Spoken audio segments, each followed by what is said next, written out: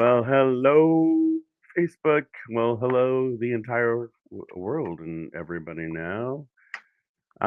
It is me, Mac McCurdy, and I am here with a special guest today. I have Will Phillips. Will, how are you doing? I'm doing fantastic. Awesome, awesome. I want to give a brief introduction to you, and then I want to jump into our topic, which I just absolutely find uh, fascinating, and that is the Jötnar and the study of Jötnar and the worship of the Jötnar. And who the heck are the Jötnar? Will Phillips, you are the Drighton for the Wolves of the North. Why don't you tell us a little bit about yourself? Um, you married, you have kids you don't know about. uh, just a little bit about your upbringing, family life, and kind of what brought you here to where we're at today. Yeah. So again, my name's Will Phillips. I am from Wisconsin. Uh, um, I was originally from a town called Janesville, Wisconsin, and then I moved to like the Southwest area around like 2001. I had a Catholic upbringing. Um, got a wonderful parents, wonderful dad, wonderful mom, two sisters. Yeah, and just from an early age, been doing a lot of like outdoor stuff. My dad was a very big influence on just because he does a lot of hunting, a lot of fishing. So I did a lot of that growing up as a kid. And just yeah, just a lot of like outdoor stuff. And yeah, that's what got me into just nature stuff in general. And I that's what I yeah. It seems like such a nice, easy way to go right into heathenism because of its strong ties with nature and the elements and the whole bit. So that's really cool. Yeah. Just want to point out really quickly, your shirt is awesome. I love that shirt.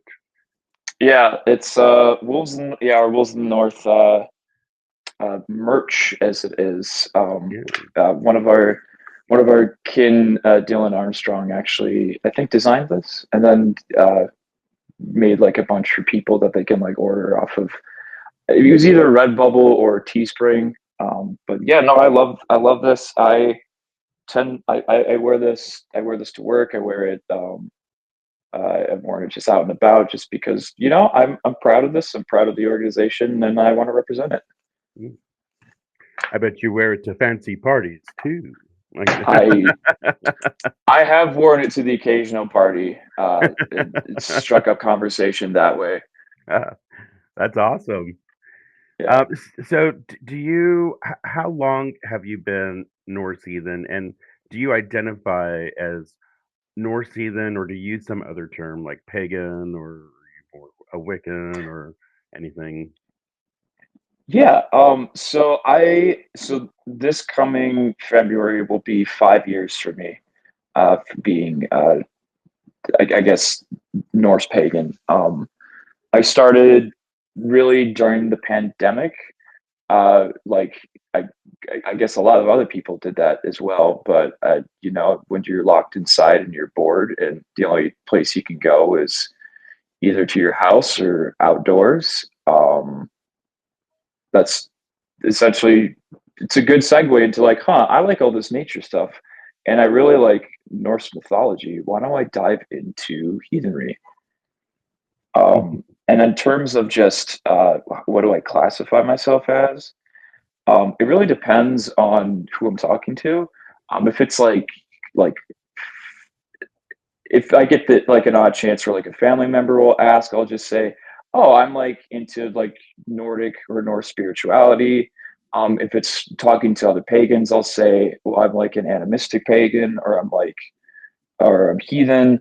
Or if it's just something that comes up in like casual conversation with people, I'll say like I'm a Norse polytheist or Norse pantheist. But what the label I would give myself is I would say I'm a Nordic animistic pagan. Okay.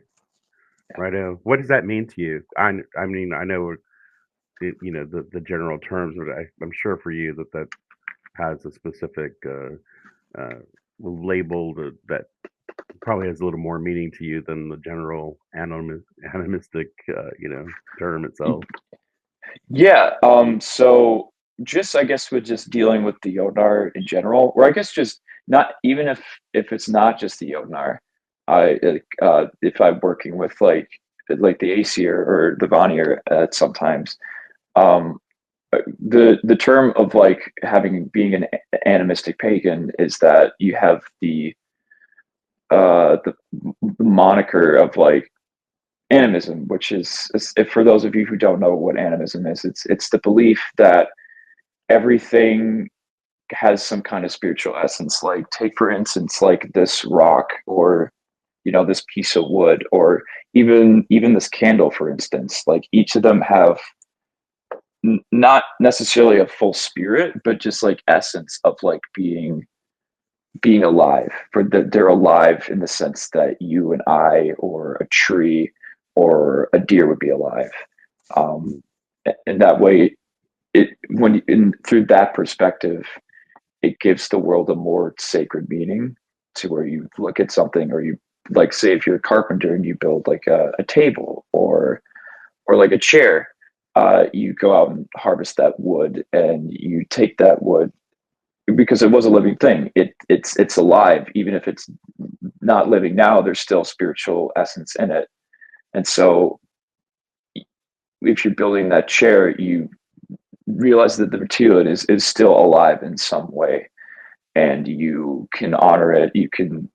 Uh, I know a couple people who do like woodworking and are animistic pagans, and they will give like offerings to like the tree that they cut down, or they'll like or they will like take a small piece off of the chair that they make and they throw it in a fire to offer to like the spirits of that tree to say thank you. And so I think having that kind of like animistic viewpoint in the world when so many like indigenous cultures do, like the Sapmi, the Native Americans, the Maori people in New Zealand, like all these people have very intrinsically an animistic belief, and at one time, Nordic people did as well. So I feel like it's kind of like the way to look at the world, not through like a materialistic sense, but more of like a sacred sense. Right now. Yeah, I do something similar. I make runes. So the tree or the whatever vessel I'm using, I honor it. I thank it, and then after creating the runes, it's almost like I'm putting a part of me into it as well. So it like blends in, and I truly believe everything around us is sacred and it should be Mm-hmm. honored, and we should treat it that way. So yeah, I like that. I No, that's Uh, awesome. Yeah, I want to say hello really quickly, Siga, Ayla, Sanford. I see you guys in there. Good to see you guys. They're in the chat. I'm looking at the chat. Will can't see the chat right now, but I can, so I'll be keeping an eye on it in case any questions pop up. But let's dive right into the topic now. This is a good one. This is a big one. The Jötnar. So, first off, who are the Jötnar, and is there a specific name for the Nordic heathens that worship it, or is there a name for the practice? Please explain. Yeah, so the best description, simplistic description I could think of is the Yodar are entities of chaotic energy and domain. They tend to be more of a primordial origin. If people are not familiar with Ymir, the first Jotun, or Thors, or Etin, as some people will call it, um, essentially like what happened is short story is that the two realms came together, fire and ice. They came together. The fire melted the ice, and they've created this primordial soup of water. And from that water came Ymir, the first giant. And Ymir was essentially he was mother and father, brother and sister. He was male and he was everything. He a being of pure creation. And so the first giants spawned from Ymir came out of his armpits. If we're going by the lore, um, but so the Jötnar represent like this kind of primordial, the primordial, untamable force, something that the wilderness or just the wilds of nature really, really embody. And they can embody other aspects as well, not just necessarily nature.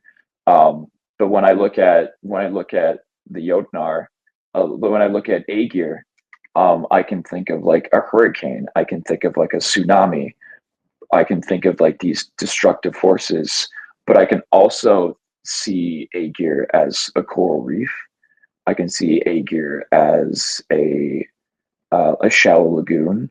I can see Aegir as a kelp forest, and I can see him as the smallest of plankton to the largest like blue whale. Like that is Aegir. He is the sea. He is he is the destructive force of the sea, but he's also the wonder and wilds of the sea. And it's the same thing with I would say probably Skadi. Skadi, is queen of the hunt, but she's also of winter as well. One of the aspects of winter. So she could be just the whenever you see the frost on a tree limb and it catches like the sunlight just right and it's like Mm. sparkling, it's the most beautiful thing you've ever seen.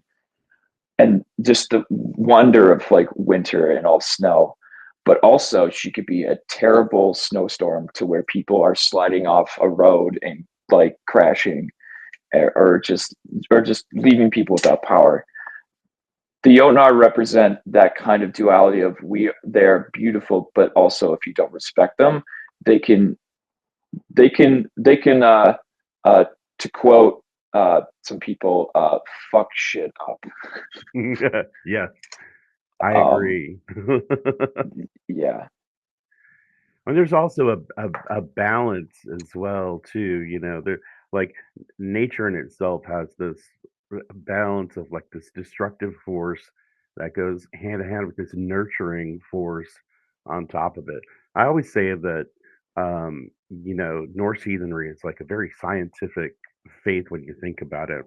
The story of creation, it simulates the Big Bang in a way, and giving mass to the universe and the creation of the elements. So, I really like how it, the way you were describing it, from, like Scotty, the most beautiful glimpse of the sun hitting that frost just right, and then at the same time, it could be this raging snowstorm, So, yeah, I love that.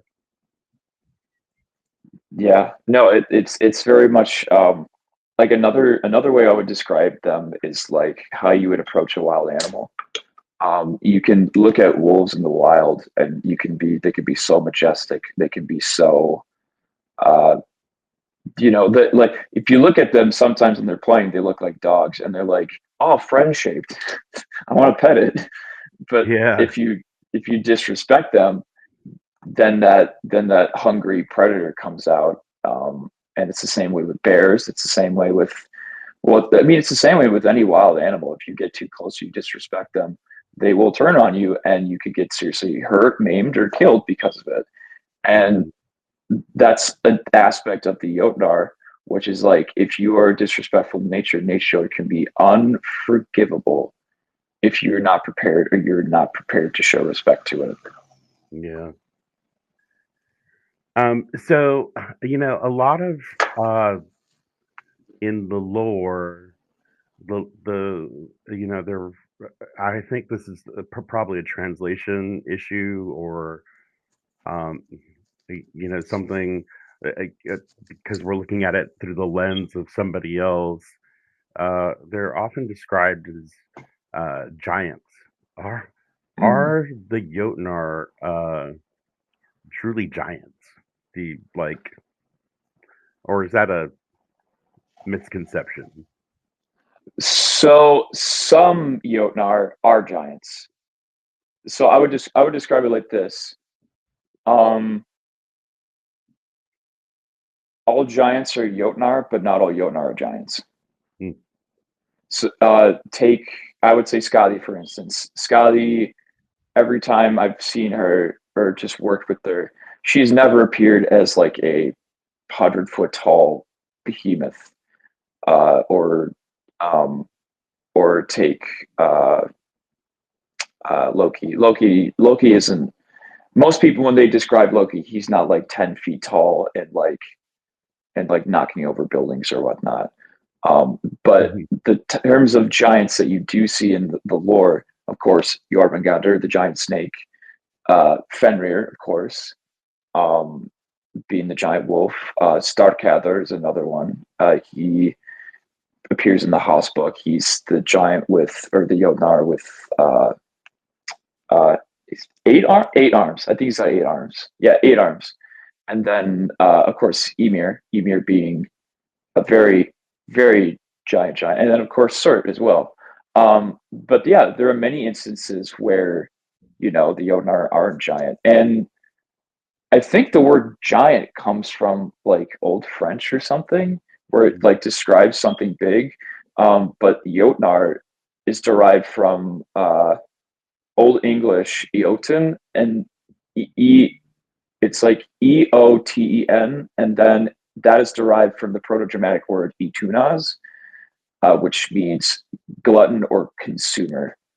Um, so they're describing things that will consume, or like how you would look at like how nature can consume things, or like how like natural disasters can consume things.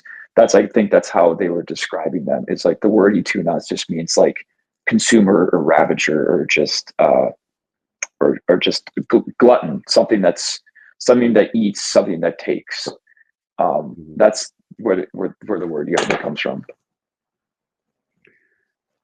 So, um, one, I just want to step back a little bit and just kind of, so is there a specific word for the people or the practice of worshiping giants? Because I know that this is, kind of like I see it becoming much more common now. People are more open to it now. So if you want to hit on that and maybe talk about this wave of uh, Jötnar worship that's coming in. Yeah, of course. So there's like two terms. The first term that I think people kind of use as like an umbrella term, they call it rokatru, and it comes from the Old Norse word roker, which means twilight, and then true, meaning true, or true to the twilight gods. And there's also Jötnatru, which is just means true to the Jötnar. Um, the distinguishing thing between Rokatru and Jötnatru. Rokatru tends to deal with most people, exclusively like Loki's family. So like Angrboda, Sigyn, Loki, Jormungandr, Hel, Fenrir, uh, Sleipnir sometimes, and then Narfi and Vali at sometimes as well. And then Jötnatru being specifically just Jötnar in general. For me, Jötnatru isn't really as common. People kind of just use Rokatru as an umbrella term for just worshiping the Jötnar, from what I've seen. And so most of the time, I will just say that I'm Rokatru, just because it's a to me it's an easier umbrella term. And on Rokatru being more common nowadays, the wave of it, it seems to be, at least from my understanding, is that at least it's really big in like my generation, like Gen Z, where like a lot of people are seeing these kind of like these figures, because they've heard of Thor, they've heard of Odin, they've heard of um, like Frigg or Freya, and they definitely, and there's definitely a lot of people my age that do gravitate toward those deities, but I think there's a certain group of people that gravitate towards uh, just the curiosity of like seeing untamed things. And for the longest time, Jötnar worship, at least in America, was kind of like taboo in a way. Outside of like, you might do something for Loki, and they'll do something for Skadi sometimes, but the rest of them were just like, no, you can't do that. And a lot of that comes from the stigmatization of how they're represented in the lore, because again, the lore was written by Christian monks, well, specifically Snorri Sturluson, uh, and so they had to write it for a Christian audience. So you can't really have them just be, they're not, the Christian audience really isn't going to understand like God versus anti-God kind of thing, or like chaos versus order, because the chaos isn't evil. Chaos is just a force. Because I mean, you can be evil and have order, and you can be evil and be chaos, but like to say that one is specifically the other doesn't make sense. And so you're seeing this kind of breakdown of like, well, I don't really see them as evil, or I don't see them as like malicious. And so a lot of people will gravitate towards, like Loki, popularized by, like Marvel and whatnot. They see, Loki portrayed by Tom Hiddleston, and they go through that way. And then they Mhm. start like, oh, this is interesting. Like, and then they start like working with him, and they'll like start working with his kids, and they'll start doing it, but branching out more. So I think like a lot of it is just, and a lot of like the it's actually really big thing in the LGBTQ community as well. A lot of people uh, identify or can relate to the can identify with Jötnar, especially Fenrir being one of them. Fenrir, of course, being chained by the Aesir and biting off Tyr's hand, and then getting released. So he's kept in shackles. So a lot of people identify with like, being shackled or held down, or being held down by traditional beliefs, and they want to break free of that. And so they see the Jötnar as freedom. Similar to me, I see the Jötnar as freedom to be who you want, freedom of judgment, freedom of like specific constraining things. Whereas not necessarily, not saying that the Aesir are, but like it's the Aesir are geared more towards like human things, and some people want to gear more towards nature things, and so they tend to go towards like either the Vanir or the Jötnar. So that's kind of where I'm seeing this come from. Would you consider it like a new age spirituality? Um, and if so, like what is its relationship with heathenry? Sorry, can you repeat the question? Would you consider this like new age spirituality? And if so, like what is its relationship with heathenry? Okay. So I don't know if I would say it's new age. Um, What would you consider new age spirituality? uh, anything Shannon Blake does. I'm kidding. No, no, no. No, no. She's great. I think there's always room for that. I joke about New Age spirituality, but I think like it is very much a big part of heathenry, just because like Wicca, New Age, and like heathenry were all born out of like the counterculture movement in like the '70s in America. Mm, Um, so I think if I were going to describe Rokutrue, I would consider it as just like some people say it's like a left hand path thing. I'm not exactly sure if I would consider that. I know if you're familiar with Ari Targar, he made a few videos on Rokutrue, and he considered it similar to like Satanism. I don't agree with that, because I think it's something, because it was not an entity. They're not really entities that, you know, they are entities that go against a certain order, but it's not something that, it was something that was there before that order ever existed. So Right. it'd be like what's like the Titans in Greek mythology, where like some of the Titans were, and it goes to like the relationship to the gods, like saying that the Jötnar are the enemy of the Aesir, but who Aegir, the sea god, helped teach Bragi about poetry and skaldic stuff. So, and they used, and Skadi lives in Asgard, or she goes around in Asgard sometimes, and she's well liked by the Aesir. So I think it's just um, as a movement, I think it's more of just like an alternative path to those feeling like the Aesir or the Vanir just aren't doing it for them, or they just don't feel connected to them. Um, it was it, and I from personal experience, that's kind of how I felt. I just felt like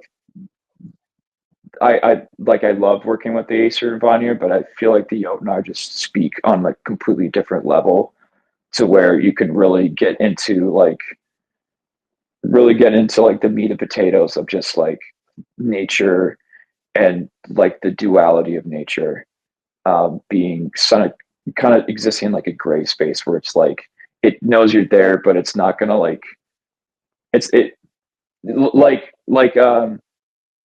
like if a wolf hunts down a deer, the wolf isn't evil because it's hunting down the deer. Right. It hunts the deer down because it has to. It has to eat. Uh, but to the deer, the wolf is going to seem evil because it's a matter of perspective. But if you're looking at the perspective of the wolf's just like, I gotta eat. Sorry, can't help it. Either you die and I live, or we both die. So Yeah. yeah, yeah, What I like about this is, I just want to kind of set the pace here. In the United States, a lot of people go from Christianity to heathenry, and there's this period of deprogramming because in Christianity, you always have to have an enemy. And I think that the Jötnar automatically get thrown into that category when people convert over. Like, Thor protects us from them. It must be the enemy. But without realizing the depth of what they truly represent. Um, and I think that by opening up this path, you have a rich tapestry, something deeper that you can really dive into and really enhance your spiritual experience, um, rather than discounting it just because you think you have to have an enemy. you know, a lot of people are doing a disservice to themselves by just dismissing them. yeah, yeah. No, and it was definitely something. And it's funny because when I went into one of my, I can actually thank one of my best, a mentor of mine and one of my best friends, Izzy.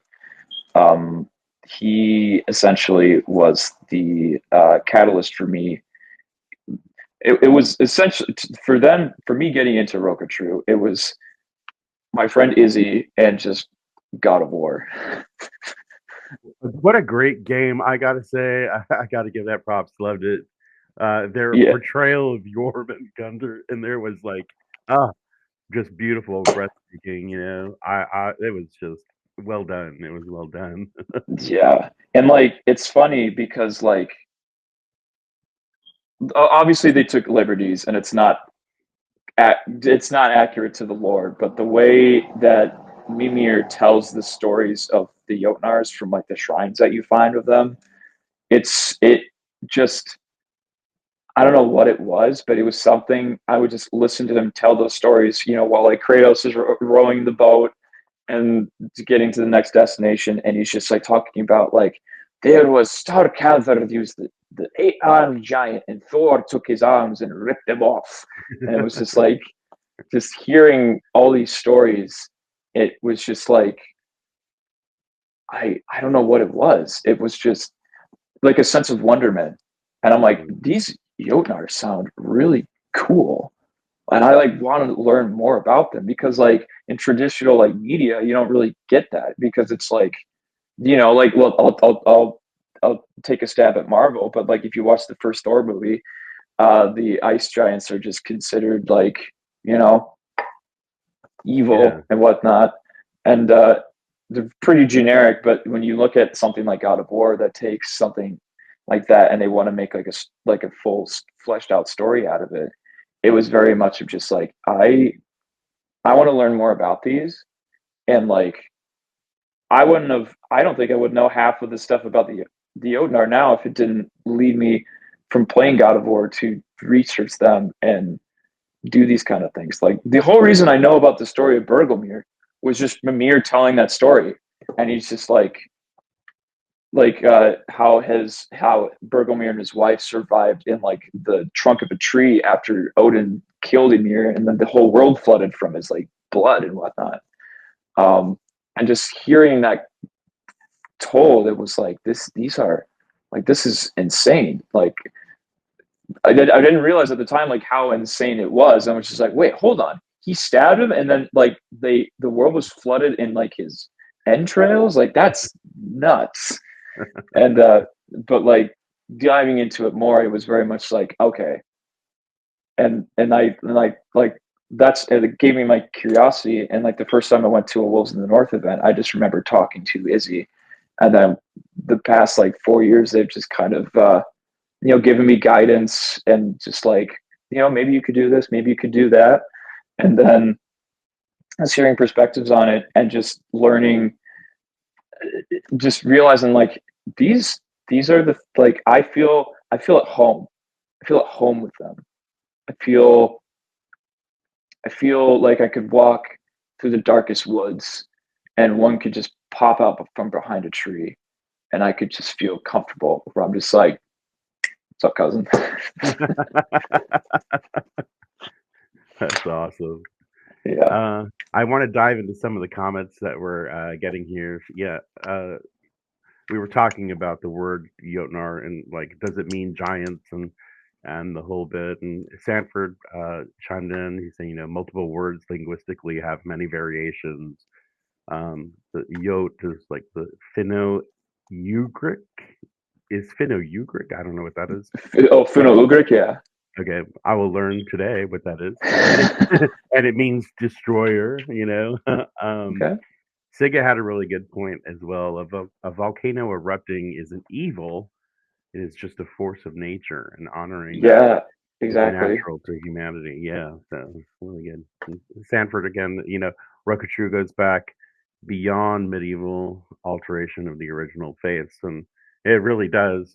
It was such a key element in the day-to-day practices of people back then because they were even more so surrounded by the elements than what we are now. We have Yeah, cities and buildings and we can get away from that, but then it wasn't like that. For them, they were exposed to the elements. yeah. Just like a quick thing. Are you familiar with the what's the volcano in Iceland? The mm, I went there and I saw it, but I can't remember. I'm terrible with names, dates, and so I love history, but I'm terrible with these kinds of things. But yes, I did see it. So I think it was like I want to say it was like 2015, 2016, that they, in a cave, I think nearby, I think it was like an old lava tube essentially. They found like remains of like sheep bones and like animal bones, like cows, like, and seeing, they did like some forensic study on it and they found like cut marks on them.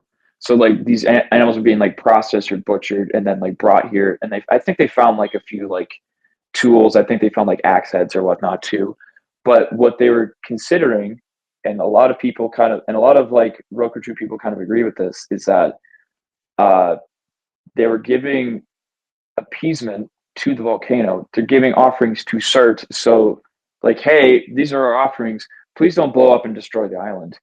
Mm. Um, and I think this is technically like officially the first recorded evidence of like Jötnar or Thursar worship Mhm. or offerings or appeasement, because of just I think there was like some because they traced it back to some text where they said like people would give appeasement to like Surt or the fire unnamed fire giant or unnamed fire Jötnar, and they would put these offerings in this cave as like appeasement. So as soon as I saw that, I'm like, yeah, you know what, makes sense. Like this just solidifies the point even more.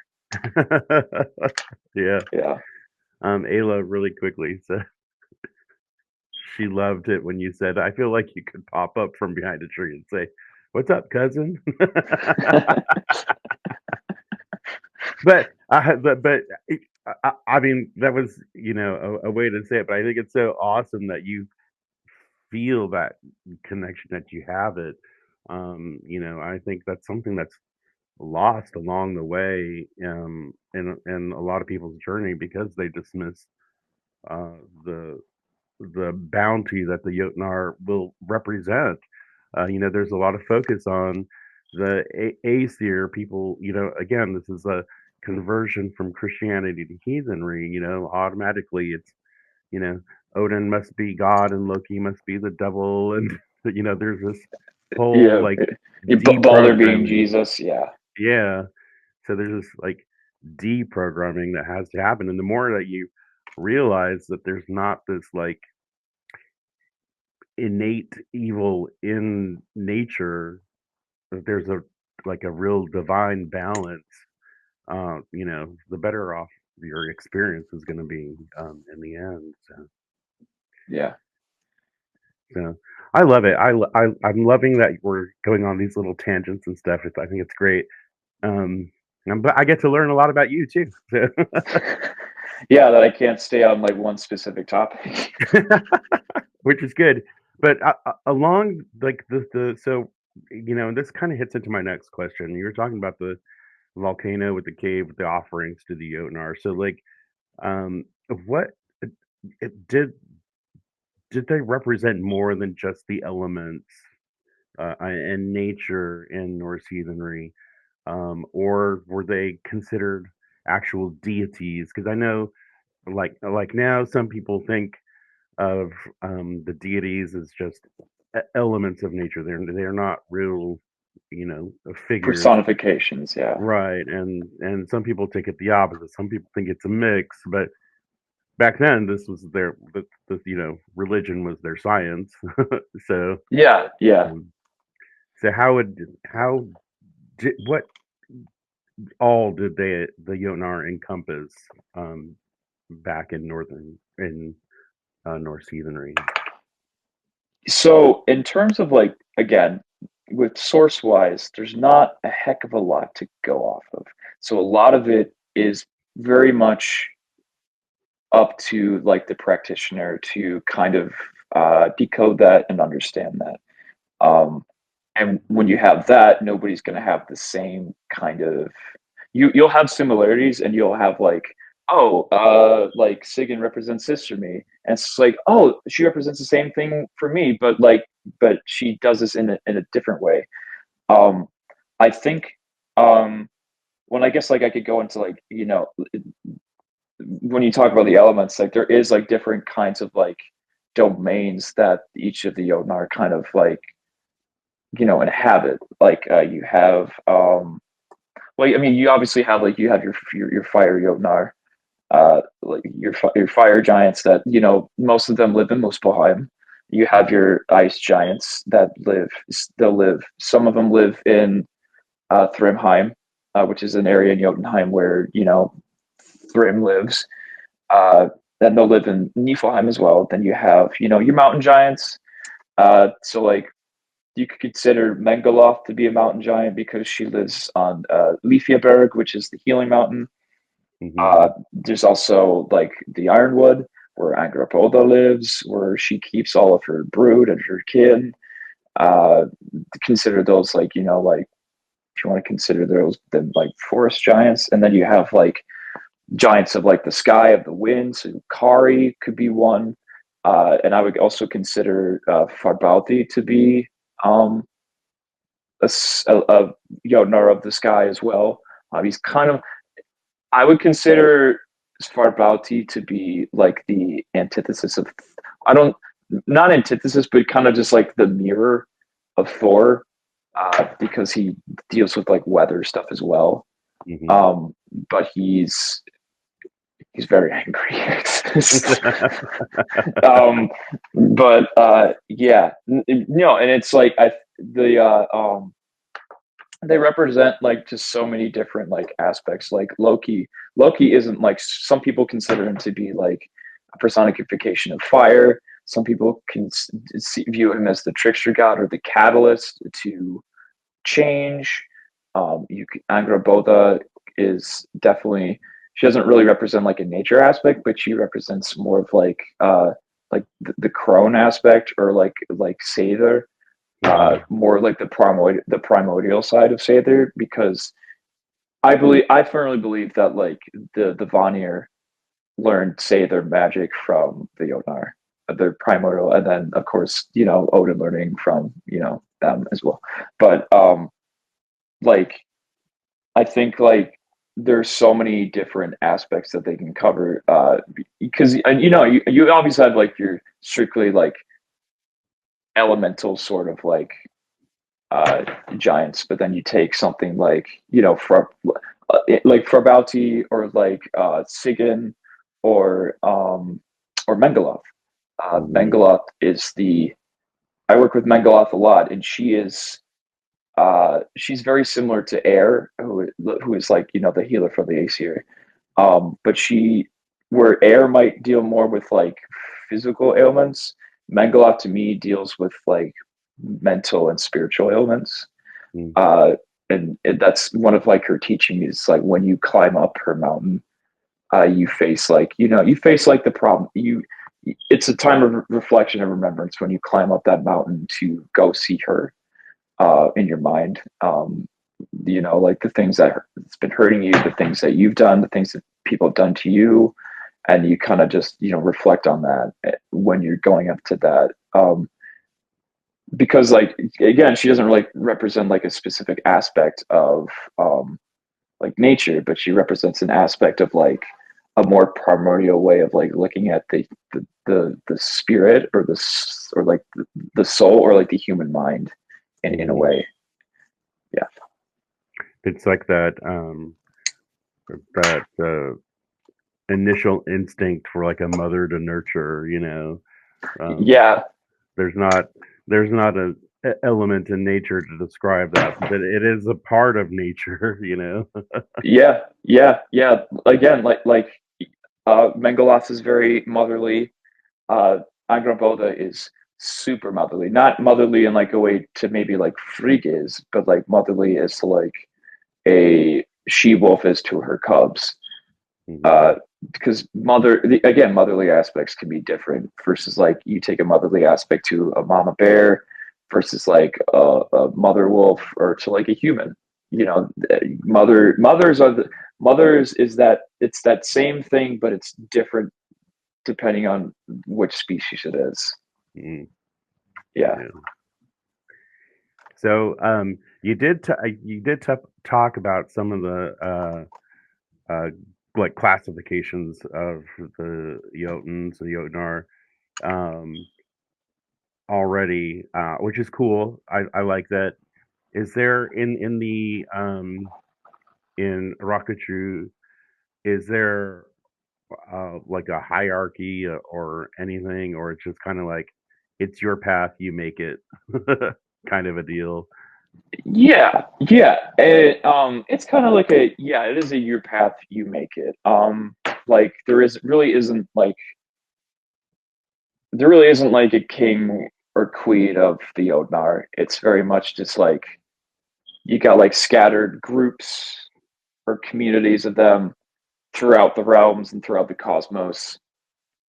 Excuse me. And they kind of just, sometimes they don't like each other. Sometimes they're very much just like if you take a look at like the Jötnar of the sea, uh doesn't really they probably wouldn't get along with people in the mountains, because they're just like You got your so cold up here, and there's snow. I want to have a Mhm. beach, and they're if you bring like a mountain giant down to the ocean, they're just like, it's too freaking hot here. Where's all the deer? It smells like fish. I don't like it.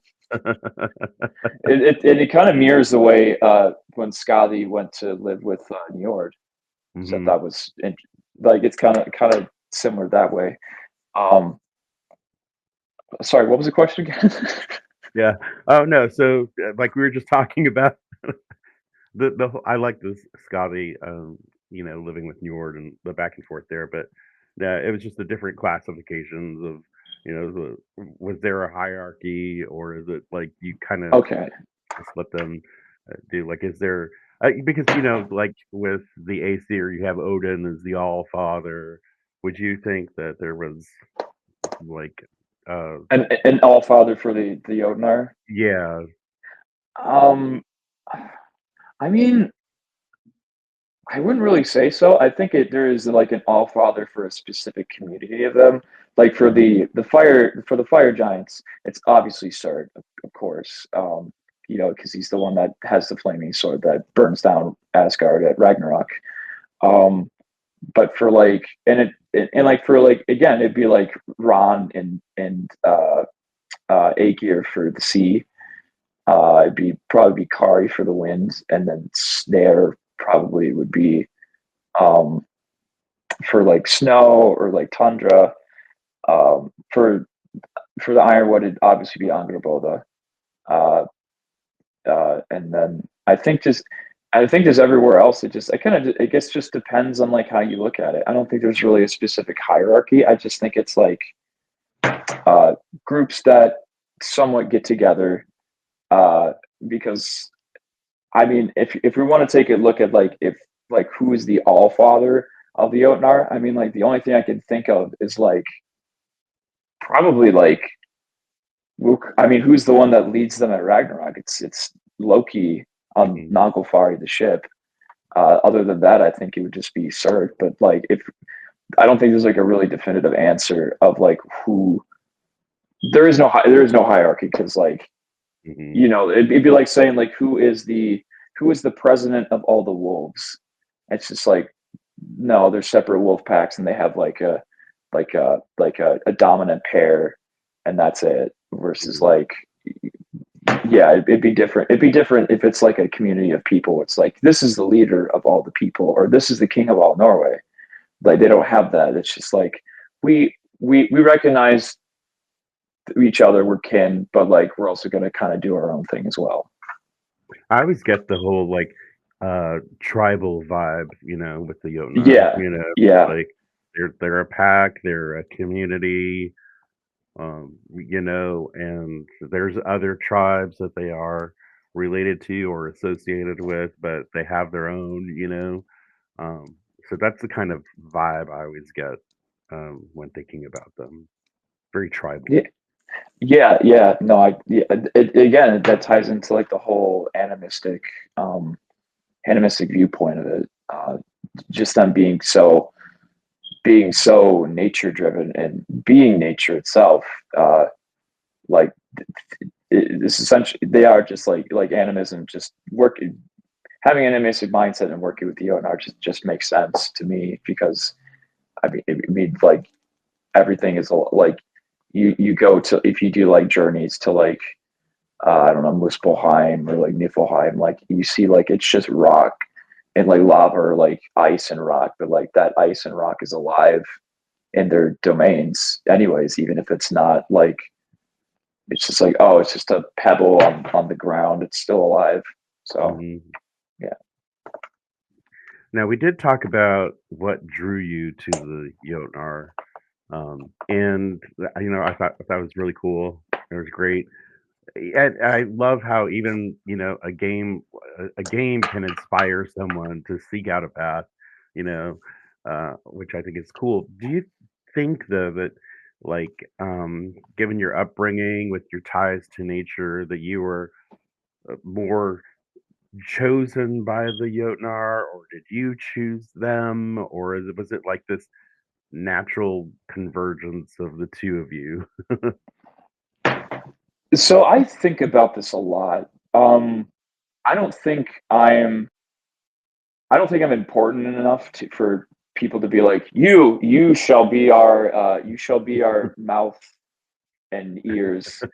Um, but I tend to think like my initial reaction is I would say I chose them. Mhm. Um, I It was something that I was interested in them, and I sought them out. Um, because I just think sometimes they just keep to themselves. Like some of them do, some of them don't. I feel like I feel like reaching out to Skavi or reaching out to Loki is a lot easier than reaching out to like say Farbauti or like Aegir. Um, at least from like an experience standpoint. Um, but I would say that uh, sorry, I lost my train of thought.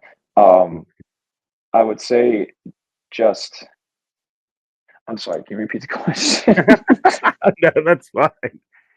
Did you choose them? They chose you, or was it like a natural, Okay. convergence of energy? Yeah, yes. Yeah. I would say, yeah, I would kind of say now I would say it's kind of both. Because originally I would say that, yeah, I think I chose them because I was interested in them. But like just talking with people and talking with like, people that could consider close kin, bring up the point like maybe they chose you and you just didn't know it, or maybe they chose you because you chose them, and like that kind of dichotomy. And I think, and the more that I think about it, the more I come to the conclusion that I think it was pretty much just, it was like a combination of the two, where it was like I showed interest in this, and because I showed interest in this, they showed interest in me. Mhm, Because like some of them don't, some of them been lost to time. Some of them I'll never like their names are forgotten. The same with like some of the Vanir gods is like they're names of deities that will never like get back. There's some things that have just been lost to time, and I think just like keeping the Jötnar from just being scary monsters that Thor hits with a hammer. I think it's um, I think it's so important that I want to keep that ancient stuff alive, because even if it's not the same as they practice it, like like 1,000, 2,000, 5,000 years ago, it's still something that like, hey, I understand that aspect and that energy and that presence that they have. I want to keep this alive and keep this for people. And I think just like the shift in just like how just the shift in the world, I think it's like brought about people wanting to bring back like the popularity in like Jötnar stuff. So you're bringing back these primordial ancient energies of like change.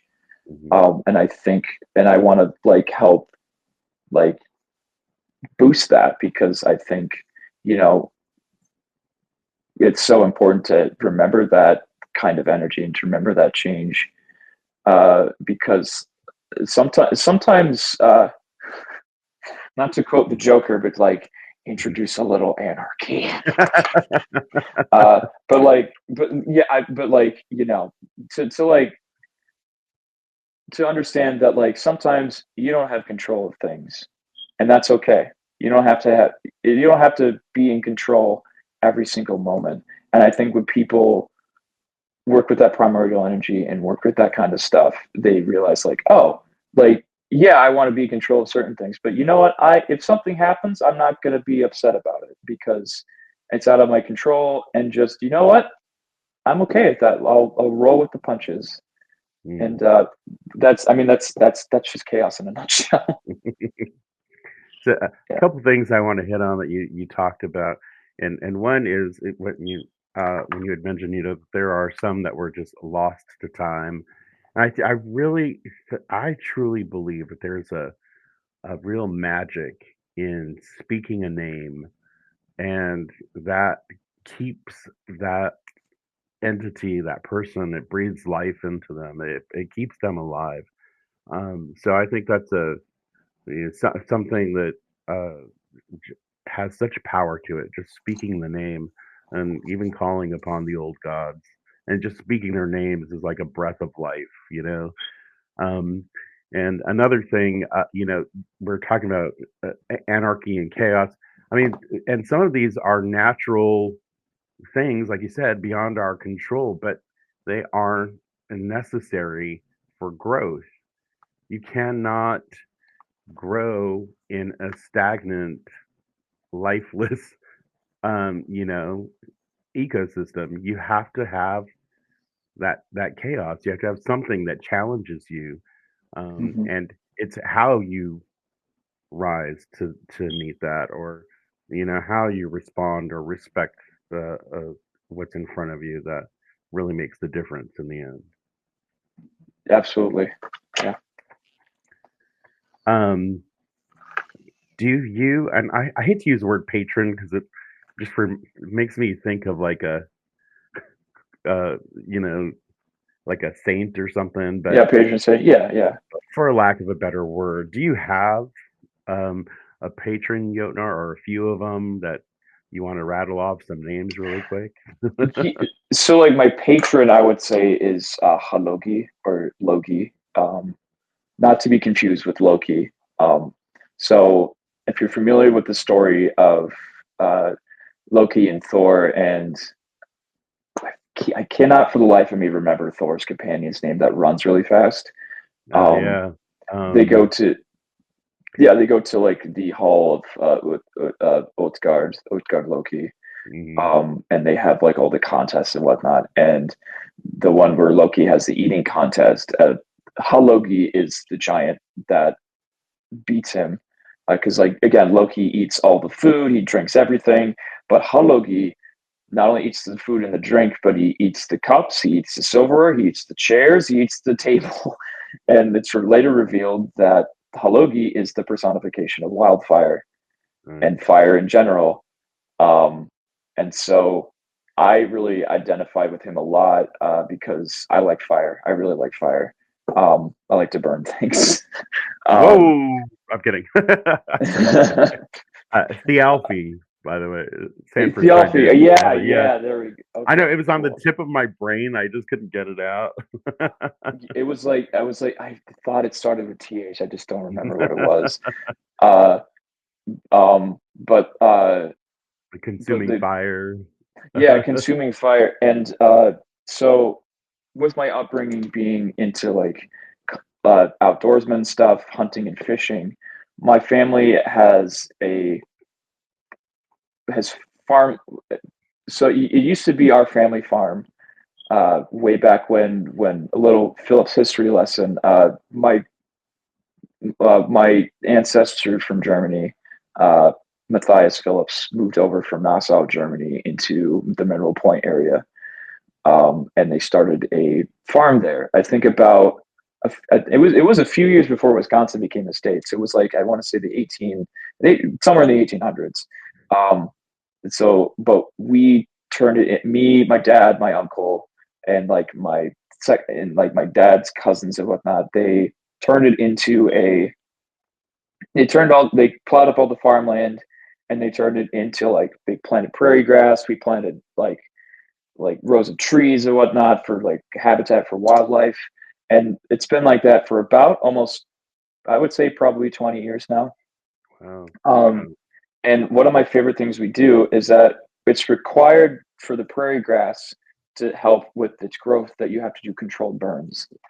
So you have to like light the fire and like make sure like it's like depending on where the wind goes, you gotta like sometimes you might have to light it on the other side so it doesn't burn. But like it's essential to burn the prairie so that way it kills all the old dead grass, and then that nutrients and the ashes go back into the soil, and then new sprouts can like sprout up. Because like the roots of prairie grass can be like maybe like 15 feet, like 15 feet deep. Like they're big tap roots, so you have to. Um, but one of the things that I love to do is doing those prairie burns because you just see it is destruction. It is destruction, is burning away of old and rotted and decay. And from the ashes, like a phoenix, the grass is reborn. And I see that fire, that smoke, that ash, it's like a purifier. And like there's been some points where I will just like stare at the flames and see, little spirits dance in them. They're just Mhm. dancing and just doing all kinds of stuff in there. Um, and it's something that's so purifying and so intrinsic to me because there's a lot of times where you have to be like purged in fire. You have to be purged in fire to like grow again. You have Yeah. to have that internal fire, like burn away all that rot and decay, that stagnation within you to promote growth. You need that kaunas to burn Mhm. away the Isa so you can have Berkano Mhm. rebirth. Um, and that's it's always been so. And realizing that Halogi was the personification of wildfire, and was like, oh, he is change. He is essentially just a part of change, and and that source of energy, that fire, that creativity, that spark, that spontaneousness to do what to do, to create, to change, to find that energy to put into worship or put into craft or put into your life. And I wanted to, and I remember the first time reaching out to him, it was ecstatic. It was uh, I, he had me just he had me go out into the cold outside and made me do push-ups. He's like, go out and do push-ups. I'm like, all right, cool. And he's like, all right, that's good. I don't know why, but he was just like, yeah, go do push-ups. I'm like, all right, sure. Um, and just like, but that fire and like just how sacred it is, it spoke to me on like a primordial level, and it was Mhm. something that was like, yeah, I identify with this, and I like this, and he is my patron for a reason, because when I am feeling that place of stagnation or just not being able to do anything, I reach out to him, and it's like, I need that fire. I need that fire again. And like, what Mhm. can I do? And he's just like, gotta light that fire. Gotta go burn stuff. Gotta go Yeah. do something. Yeah, yeah, I love everything you just said. Just really resonates with me. I love that. I'm like I'm soaking it all in. One thing you mentioned where you're talking about the fire burning, you saw the little spirits dancing. And like the first thought that came to mind is like that is true magic. That is like nature in its essence. That is one of the primordial magics that we get to see, and it's beautiful, absolutely beautiful. yeah. Yeah. I mean, like some people are, yeah. I mean, like of course, like some. My dad doesn't see it because my dad's just like, which is. I'm just like, you know what? I see spirits in this. Mhm. Um, and I mean, that's okay. I mean, some people might just see flames. I see spirits in it, and because I think it just fire is such a sacred thing. Um, but it is very much of like when it comes to, not to get a topic, but like the just the whole intrinsicness of just like curiosity of nature and like doing these things and doing like these conservation and like land stewardship practices have only got me closer to paganism because of just like how much it connects with the land, and it's just like how sacred that is to like be like a steward of the land. Because I mean, I've been doing prairie burns since I was probably 8 years old, and like a lot of the stuff beforehand, I kind of like lost its magic to it. But once I got into paganism, I found that like that spark of just being like, oh, there is joy in this stuff. There is joy in this. Uh, just being able to see that everything's alive.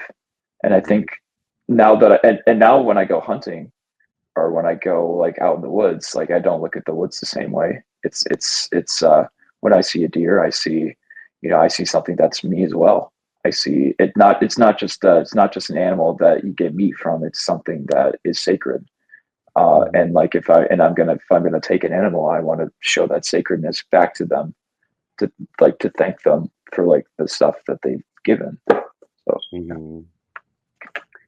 Um, Before we go on, because we're gonna kind of round up to the end of the interview, but I do want to hit on some of the comments in the chat.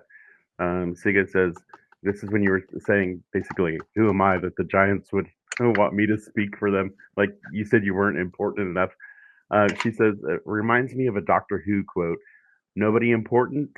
Blimey, that's amazing. Do you know, in 900 years of time and space, I've never met anybody who wasn't important before."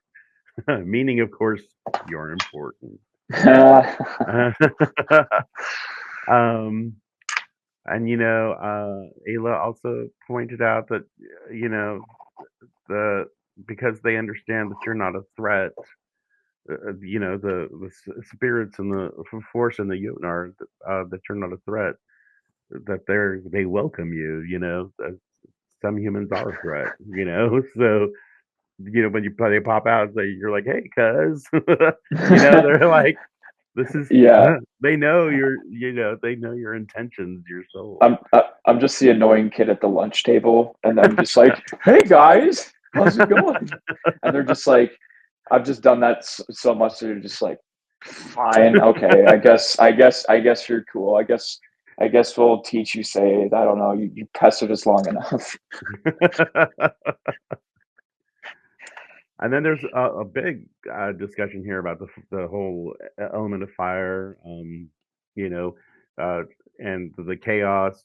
Sanford said, "What is strength unchallenged? What is a position if untested?" And as far as uh, Logi, he says, in today's necessity, the abolishment of established mindset in order for the growth needed within our society. Yeah, Um, and he makes a good point as well that he says mayhap. He used the word mayhap, by the way. Mayhap, why Rokachu is rising. It's the inherent need that may be cognitively unknown to the individual. I think that speaks volumes.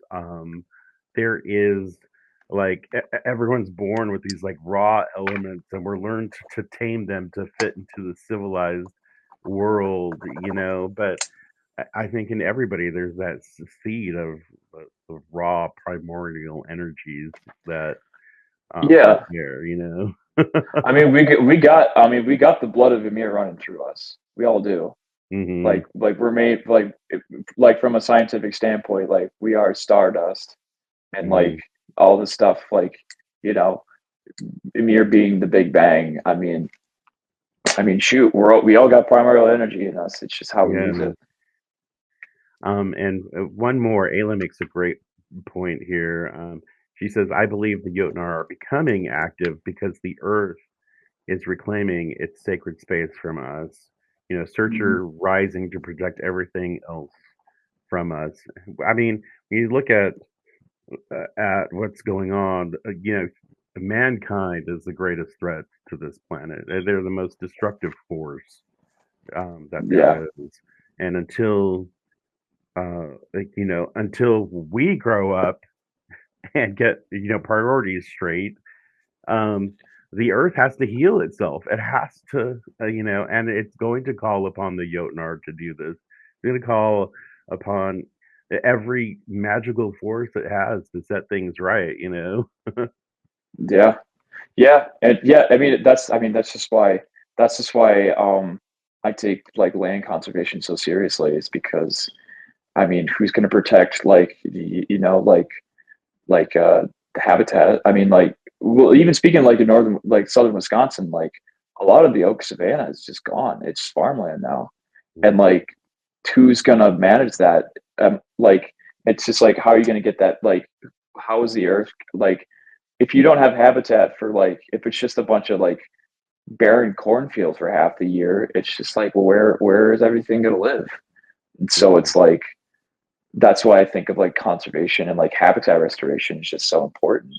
And like it's something that, like, even if it's not a career I go into, it's something that with our own hunting land, it's like, hey, at least I want to preserve what we have here for future generations, because I mean, the wildlife's going to live somewhere, Right. or in like, I prefer if if the Jötnar didn't just sprout a giant volcano in my backyard and just start burning everything down. I'm just like, I didn't do it; they did it. Speaking of which, in case you didn't know, I don't know, I don't advertise it, but my day job is actually with the U.S. Fish and Wildlife Service. So I find land to purchase from willing sellers that are within the um, refuge boundaries so that we can buy it and restore it to its natural habitat for endangered species. So that actually is my day job. Oh, no way! That's awesome. I It did is. not know that. That's Yeah. cool. Well, this is one of the reasons why I was so excited to talk about this today because it is such an intricate part of like what I do every single day. I didn't want to like throw it out there like, oh, look what I do, blah blah blah. But it means a lot to me. It means so much to me, and especially to know that like I'm doing something for my son, and when he has children, there has to be something there. I'm going to do what I can to make sure that it happens. That there are people that are doing things to help heal the damage that we've done. So Yeah, no, I mean, again, it is for future generations. Like, if mhm, the issue is that people think that, like, oh, somebody else will do it, and it's just like, we're running out of other people to do this stuff. So it's like, mhm. either you gotta, like, you're gonna have to take responsibility and do it yourself. Otherwise, there's not gonna be anything there. No, So, there like, there there is no planet B. We don't have the technology to go to another planet and inhabit it right now. This is it. I mean, this is it. And we're on a fast pace, you know. yeah, It's scary. It is, but yeah. so yeah, so this has been so fascinating to me. I love it. It's just, it like warms my soul to talk about these things, especially this. Do you have a favorite saga with the Jötnar? Is it the one with Thialfi and Yeah, that would probably be yeah, it would probably be that one, or it would be oh shoot, I can't remember anything offhand, but I think it would be um uh yeah, but there actually I will say there is a stanza in the Voluspa that there's a few stanzas in the Voluspa that actually really speak out to me. Mhm, Uh, one of them is like in the woods to the east, the old crone and the ironwood sat for, and that one was really cool. And no, it's like it's just a descriptor thing. And then there was another one where it says like the gods go to their thrones, those holy, holy gods, and then like all of Jotunheim is roaring. Something about that is something about those lines is super. I don't know. Like I get like when I hear those lines, like because sometimes I'll listen to Jackson Crawford's like audiobook version of the Poetic Edda, and I'll just listen to him narrate that and say those lines, and it gives me goosebumps every time. Where it's mhm. just like the gods are going to council and they can hear Jotunheim just screaming and howling from like Asgard, and it's something that like and like it kind of almost ties into like you said about just taking care of the planet, and like it sounds like Jotunheim is roaring right now because they're like, these motherfuckers ain't taking care of the planet, so we got Exactly. to do something. Yeah. Yeah. So you got the to the newbies or to anyone who would still frown upon the worship of the Jötnar. What message do you have for them?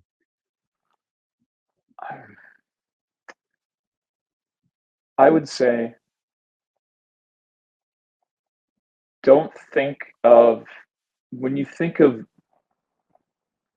when you think of good and evil, and you think of the Jötnar as evil, look at it in a way where you would look at, again, like you would look at a wild animal. Do you consider, you know, a brown bear to be evil?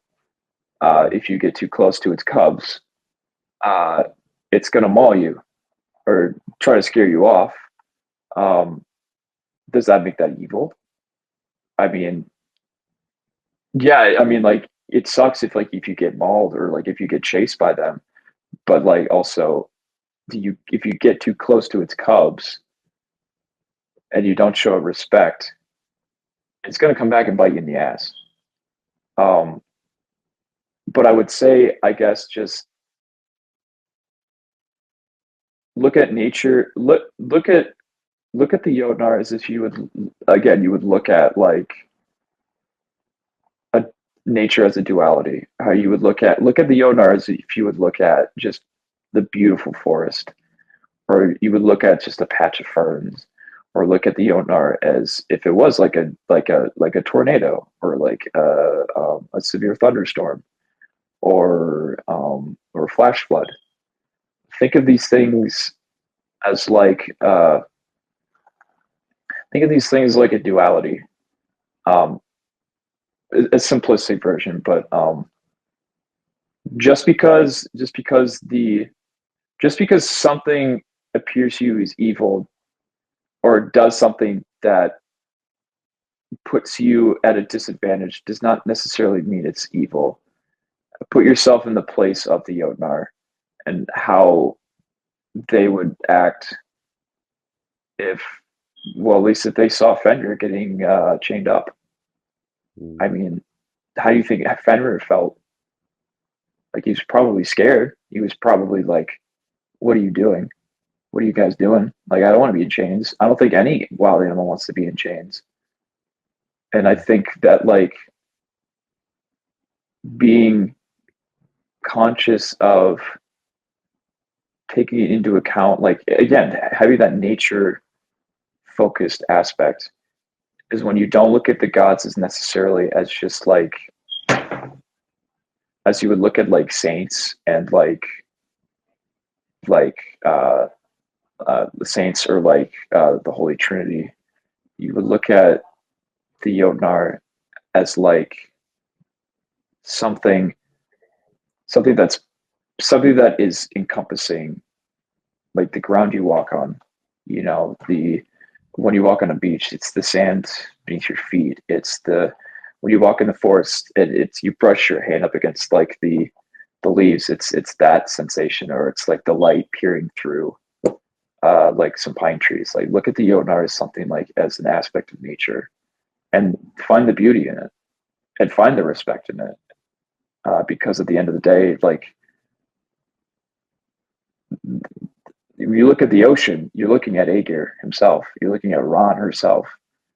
And, if you're throwing, if you're just dumping trash into it, like think about, you're like dumping trash into like somebody's mouth or something like that. Mhm. Like, I just think about it in terms of like how you would look at nature, as nature is not evil. It's something that simply is there because it just exists. In Neil Gaiman's book of Norse mythology, his telling of Fenrir, I found the most captivating that I've read. And he says, and there he speaks in Fenrir's voice, and he says, I could have been a friend to the gods, but you betrayed me. And that that spoke volumes. That really resonated with me. He really could have been a friend to the gods, but it was the lack of trust and the deception, and that's something that it goes on at a lot of different levels. But even to the most basic of just how much we're abusing this planet, the planet that is should be a friend to us, that you know should protect us and keep us and we've betrayed that trust, and so now it becomes this force that has to fight back to survive. You know, so if I and Neil Gaiman does the audiobook for it as well, so I always encourage people to go and listen, because when he tells it, it's gripping, especially when he states that phrase, I could have been a friend to the gods. It's just like, oh man, right in the Yeah, feels. yeah, it that's actually I could have been a friend. That hits hard.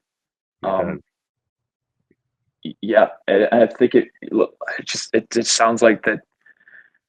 I feel like man has innate fear of, even though people spend their time in the wilderness, some people just have an innate fear of it, or they have a fear of the unknown, so they don't know how to respond to it other than capture it, and because you have control over it now.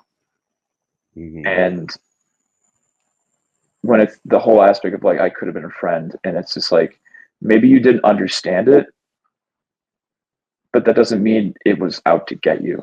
It doesn't mean like, if you would take the time to find understanding and find that like reasoning and find what that message is, or what that bond is, I think people would understand that like the Jötnar are out to get you. They're not out to eat you. They're not here to sabotage your life.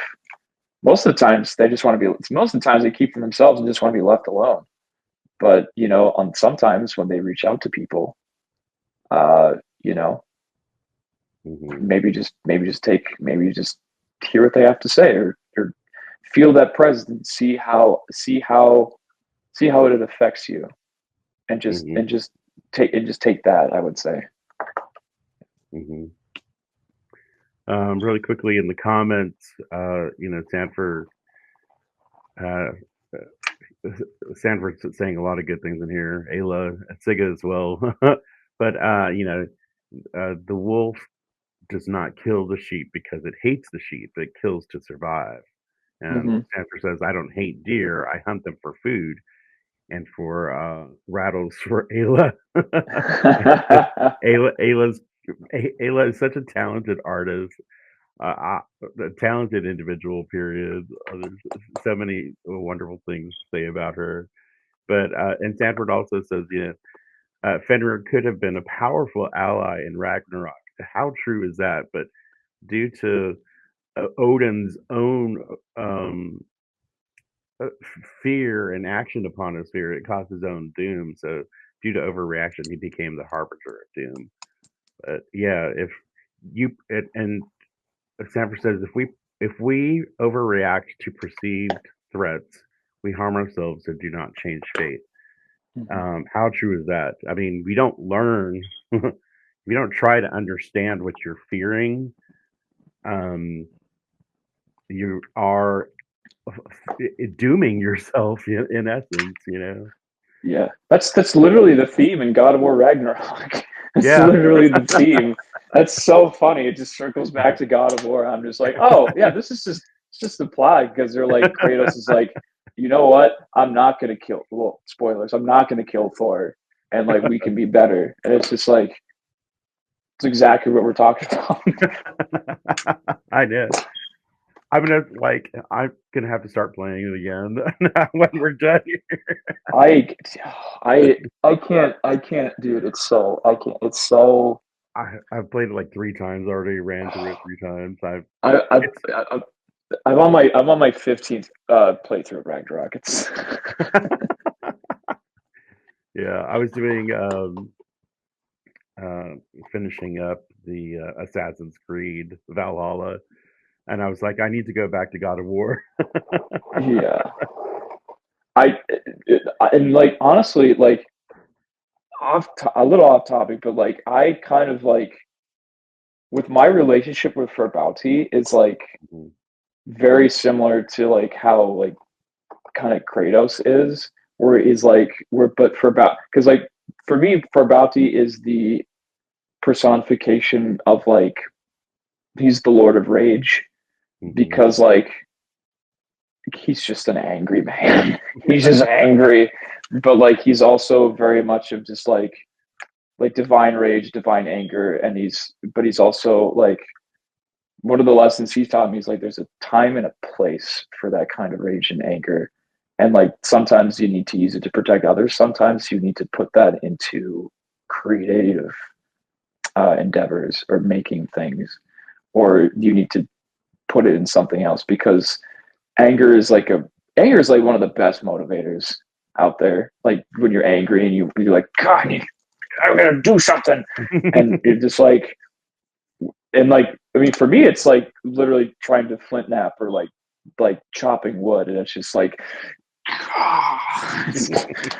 but like, it's so funny because like just some of the depictions of the gods in the Jötnar in the God of War series is so spot on to the actual like interactions that I've had with them. It's so it's so eerie because it's just like, am I having like a meditative state right now, or am I like playing this game? And it's like it's so interesting because like um I don't know. It's just good. It's good. I could sing God of War's praise all day, but it's amazing.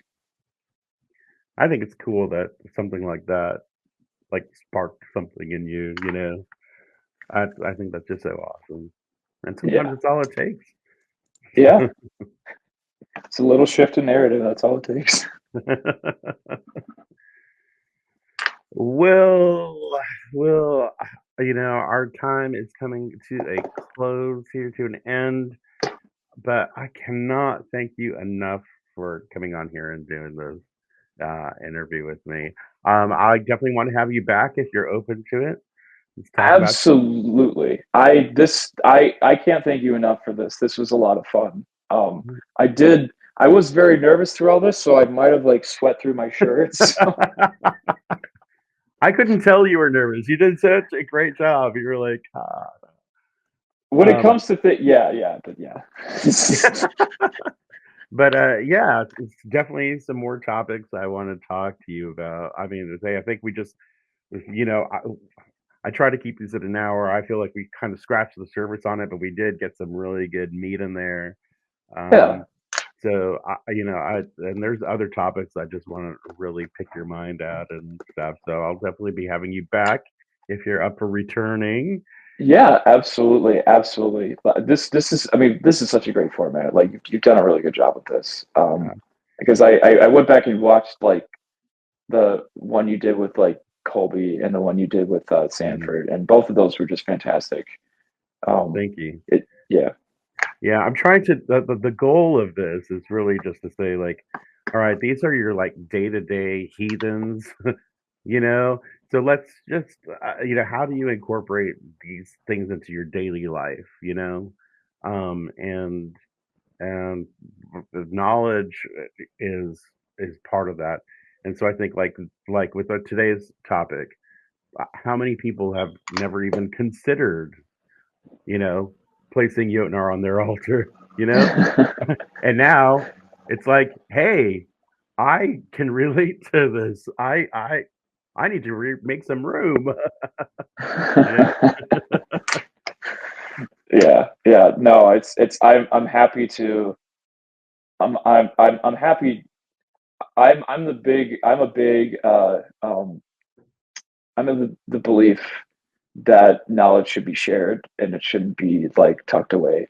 So like any knowledge that I have or any knowledge that like I learn about, I will absolutely share with anybody that asks. I like to help people learn. I want to help people on their journey, and I want to see other people grow. And yeah, and I feel like it's my obligation to share it, just because like put I want to get more baby Jotun worshippers out there, just because like yeah, go my minions.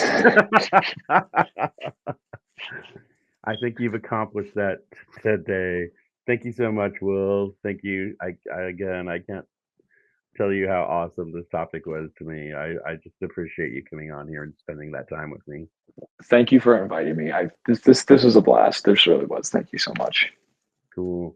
I'm gonna end the stream, but just stick around so I can give you a proper goodbye. Um, Okay. and everyone out there that's watching, and Sanford, Ayla, Siga, thank you for chiming in the comments. You guys had such great perspective and great insight. This will be left on the page, and I'm going to start Meets in Midgard TikTok, where I'll be taking snippets of my interviews and posting them on TikTok so people can get little pieces of it. So, so Look, Mom on TikTok. I'll put the part in about you sweating through your shirt. Okay. Just kidding. That's good. All right, I'm going to end the live now. Stick around, Will, so we can say goodbye. All right, All goodbye, right. everybody. Bye. Thanks for coming.